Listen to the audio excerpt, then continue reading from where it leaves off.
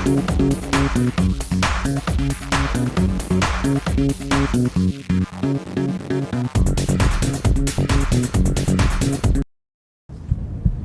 now we're in another little part of the Midwest LSA Expo, the biggest little show west of Oshkosh, and we're in what might be called the ultralight section, although there's technically nothing like a two-place ultralight anymore. But what we've got here, and it says right on the side of it, experimental, about the only place they can put it on the fuselage, by the way.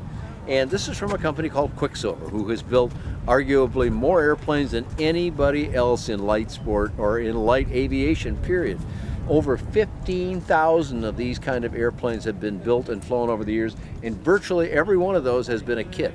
I say virtually because they did make a few Part 103 airplanes that could be built by a dealer, by the factory, by anybody, and delivered to a customer in fully built form.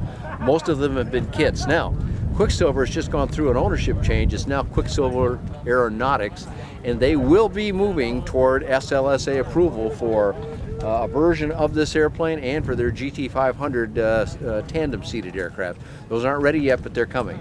This particular one is a converted aircraft. And because it's experimental, the owner can do pretty much anything he likes to do with it. It's one of the cool aspects of the light aircraft space that includes what EAA has championed for many, many years, half a century, what's called the 51% rule, but is officially the experimental amateur-built rule. And so that means an owner who built the airplane himself can do pretty much anything he wants to it. He has to get it inspected by someone eventually, but otherwise the choice is up to him. So this individual took one that you noticed, Dave, had the longer wings on it, but is otherwise probably a converted MX. And it's got a few of the changes. The other day we saw a Sprint that had this same idea here, where this blue tube that I'm pointing at is replacing some cables that used to manipulate the ailerons out at the end of the wings.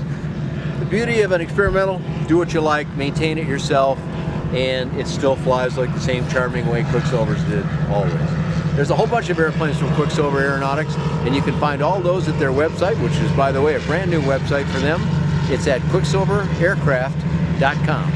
I've gotten to fly every single one of their airplanes over the years. Well, not all 15,000 of them, but each of their models over the years. You can find all that information and more at buydanjohnson.com or bydanjohnson.com.